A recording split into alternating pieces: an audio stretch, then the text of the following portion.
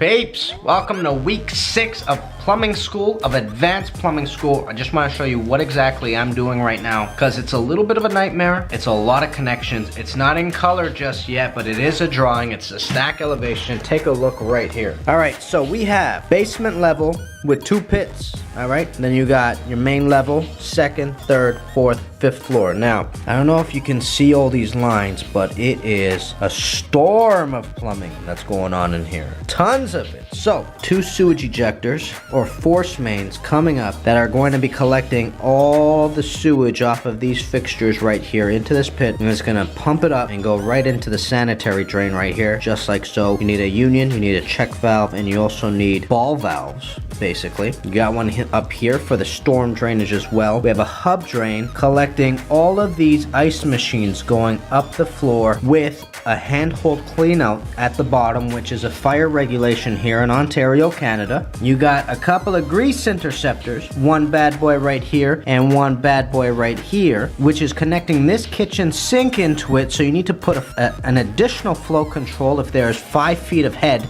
between the floors, between the inlet of the interceptor and the fixture that's going into it. This right here, I'm not sure if I'm connecting correctly. This is a potato peeler and I put it into a hub drain, but I'm not sure if it needs a hub drain. And that's something I'm trying to figure out with a couple of buddies that did this picture already. I'm gonna call them up, see what their thoughts are on this subject, because I've never connected a potato peeler. I've never seen the fixture myself, to be honest. That's something I have to do. So what I have to do right now is essentially sit down and put this bad boy in color. It's gonna take a little while, but I'm glad I got the initial stages done. And once I finish it in color, then I have to go ahead and start sizing everything. And sizing is gonna be an entirely different madness in and of itself. So I got a lot more to do, but we're almost done. We're almost there. Welcome to week 6 of plumbing school.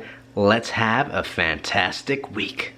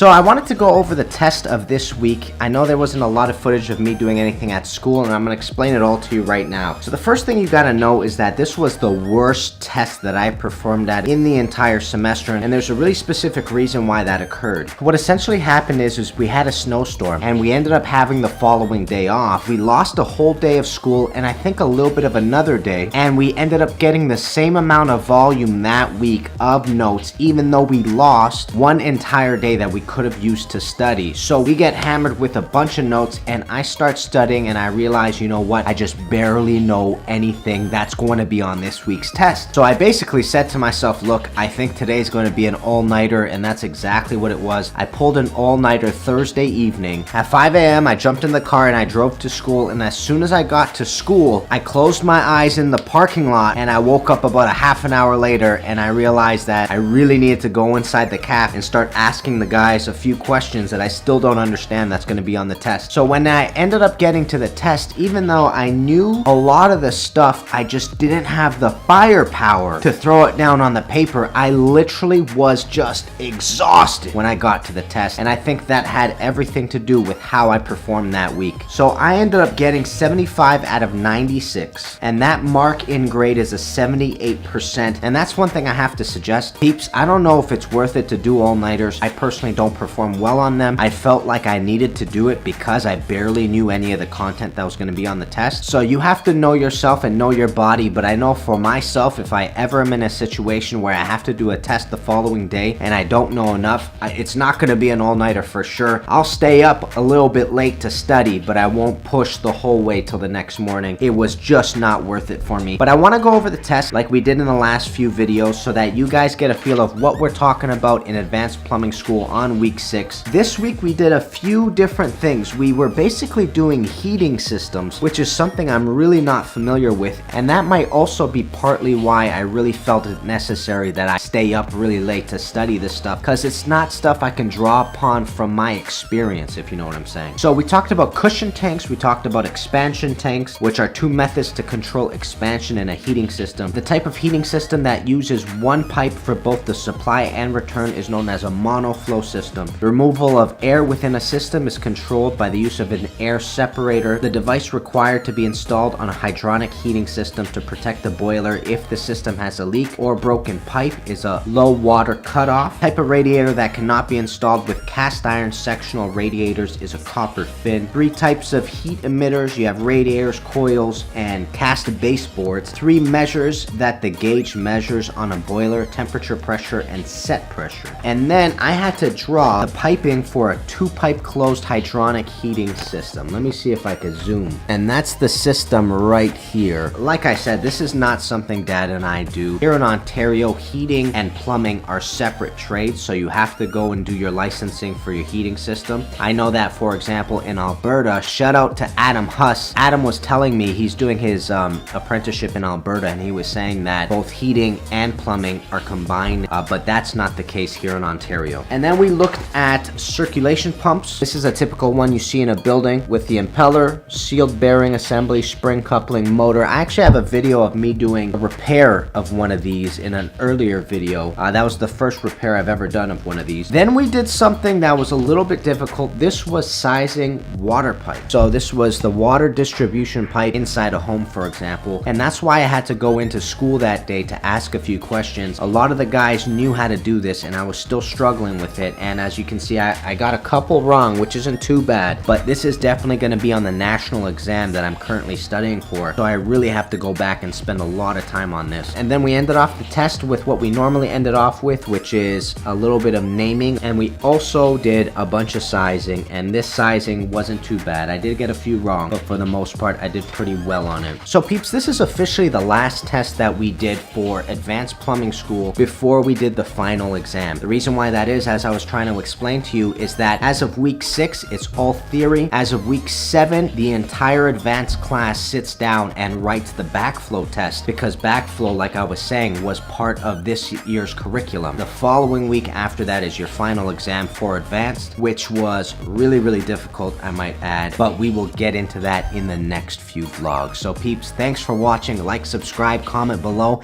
and I'll see you guys very soon. Kenny Molotov, guys. Peace, baby.